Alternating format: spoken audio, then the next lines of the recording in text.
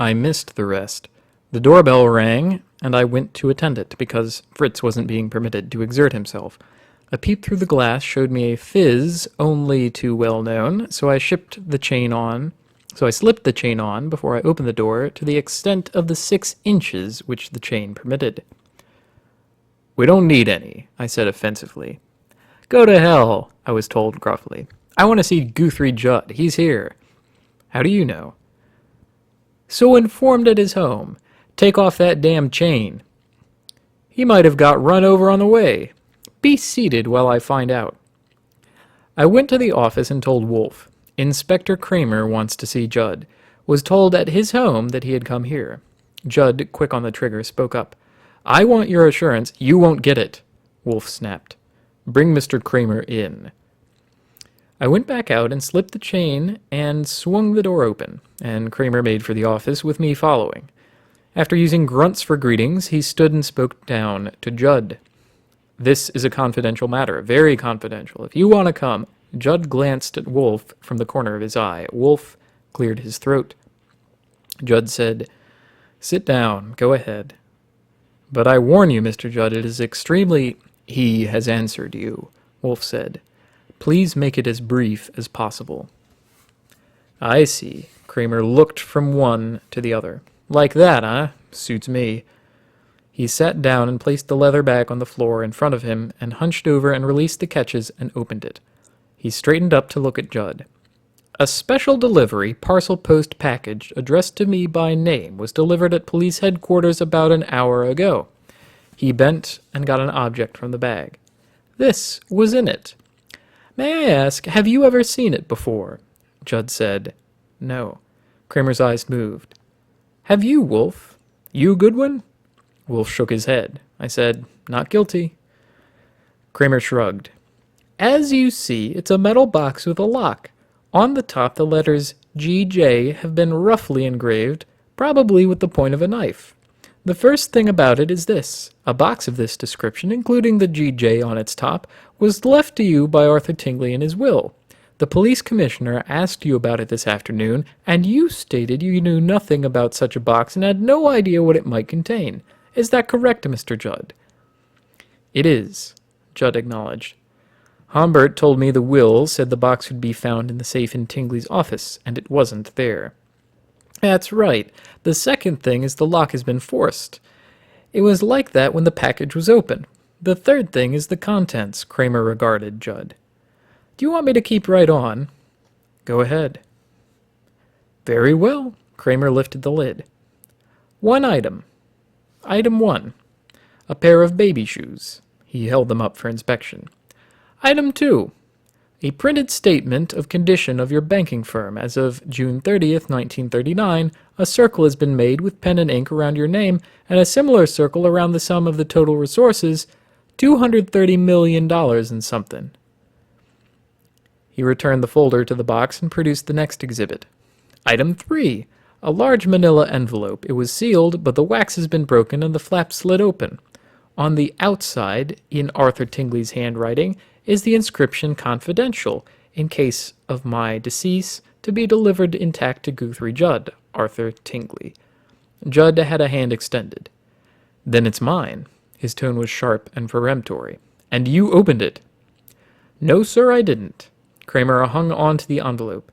"It had already been opened. It is unquestionably your property, and eventually no doubt it will be surrendered to you, but we'll keep it for the present. Under the circumstances, it contains the birth certificate of baby Philip, dated September 18th, 1911, 4 pages from the records of Ellen James' home regarding the sojourn in that institution of a young woman named Martha Judd, and a written statement, holograph, dated July 9, 1936, signed by Arthur Tingley. Also a certificate of the legal adoption of Philip Tingley by Arthur Tingley, dated May 11th, 1915. If you wish to inspect these documents now in my presence..." "No," Judd snapped. "I demand the immediate surrender of the box and its contents to me." Kramer shook his head.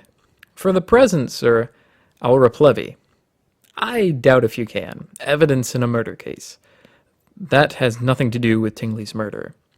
"I hope it hasn't." Kramer sounded as if he meant it. I'm only a cop, and you know what you are. A man in your position in a thing like this, it was too hot for the district attorney, and he wished it onto me. So it's a job, and that's that. You have a sister named Martha. Was she at the Ellen James home in the year 1911? It would have been sensible of you, Judd said icily, to follow the district attorney's example. He aimed a finger at the box. I want that, and demand it. Yeah, I heard you before. I can get tough, you know, even with you. Let's try this. You said it wasn't you that entered the Tingley building at 7:30 yesterday evening. Do you still say that? Yes. We're talking your chauffeur down to headquarters. Judd made a contemptuous noise. Also, Philip Tingley, you might as well come down off your horse. Somebody's going to talk, don't think they won't. If you suspect... The phone rang. I answered it and learned that Sergeant Foster wished to speak to Inspector Kramer. Kramer came to my desk to take it. All he did for 2 minutes was listen and grunt. At the end he said, Bring him here to Nero Wolfe's place, and hung up. If you don't object, he said to Wolfe. To what? Wolfe demanded. A little talk with Philip Tingley. They found him over in his kitchen tied up and gagged. I have got, and always will have, a soft spot in my heart for Philip Tingley. Consider the situation from his standpoint when he entered Nero Wolfe's office at 7 o'clock that Wednesday evening. 2 burly detectives were right behind him. He was surrounded by the enemy. His jaw was swollen, his head must have been fuzzy, and he was wobbly on his pins. He knew I was stronger than he was, and yet, by gum, the minute he caught sight of me, he power-dived at me as if all he asked was to plant 1 bomb. That's the spirit that wins ball games. The dicks jumped for him. I hastily arose, but they got him and held him. What the hell? Kramer inquired. It's a private matter, I explained, sitting down. It was me that fixed his jaw and tied him up. That has no bearing. I got on my feet again. With one mighty spasmodic heave of his bony frame, Philip had busted loose and was on the move. But not toward me. He had changed his objective. He was after the metal box on Kramer's knees. He not only grabbed for it, but he got it. The dicks went for him again, this time with more fervor. One of them retrieved the box, and the other one slammed him down. I went to help, and we picked him up and shoved him into a chair. Panting like a polar bear on a hot day, he glared at us, but quit trying. Whistle for help, Kramer said sarcastically. He looked at me. You say you fixed his jaw? Let's take that first. I started to explain, but Philip took the floor again, this time verbally. He had seen Judd. You, he yelled. You got it. You killed him and took it, and you framed me. You had her say that she was coming to me, and you sent that man. Shut up, I told him. Judd never sent me anywhere and never will. She did come to see you, but she saw me instead. He got the box. You damned idiot, Judd said bitterly. You'll cook your goose. That'll do, Kramer growled. If you can't bully me, Inspector, the hell I can't. If you don't like it, go hire a lawyer. Hang on to that box, Foster. Kramer regarded Philip. You recognize it? Yes, it's mine. You don't say so. When and where did you see it before? I saw it when I... Don't be a fool, Judd snapped. He stood up. Come with me. I'll see you through this. Keep your mouth shut. You're too late, Mr. Judd. It was Nero Wolfe taking a hand. Either keep still or go home. You're licked. I have never been licked. Phooey, you are now. And this is my house you are in. If you try interrupting me, Mr. Goodwin will throw you out with enthusiasm. Wolfe turned to Philip. Mr. Tingley, I'm afraid you're holding the short end of the stick. The police have got the box. Its contents are known, so you have no lever to use on Mr. Judd. And you're deep in another hole, too. Mr. Judd, who advises you to keep your mouth shut, has himself been talking.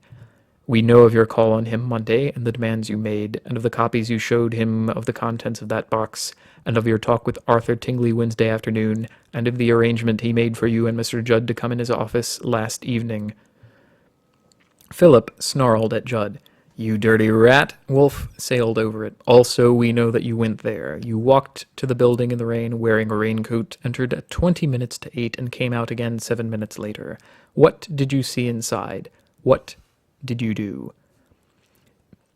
Don't answer him, Judd commanded sharply. He's only... Save it, Philip told him in harsh contempt. He looked sullenly at Wolf. Yes, I went there, and I went in, and I saw him there dead on the floor. What? Kramer began blurting, but Wolf stopped him. I'll do this. Mr. Tingley, I beg you to reflect. I may know more than you think I do. You got there at 7:40, is that right? About that, yes. And Tingley was dead? Yes. What if I have evidence that he was alive at 8 o'clock? You couldn't have. He was dead when I got there. Was Amy Duncan there? Yes, she was on the floor unconscious. Did you see anyone else anywhere in the building? No. Where did you go besides Tingley's office? Nowhere. I went straight there and straight out. You were there 7 minutes. What did you do? Philip halted and shifted in his chair. I felt Amy's pulse. I wanted to get her out of there, but I didn't dare. And she was breathing all right, and her pulse was pretty good. Then He stopped. Yes? You what? I looked for the box. The safe door was standing open, but it wasn't in there. I looked a few other places, and then I heard Amy move, or thought I did, and I left. Anyway, I thought Judd had been there, and killed him and taken the box, so I didn't hope to find it. So I left. Wolf was scowling at him.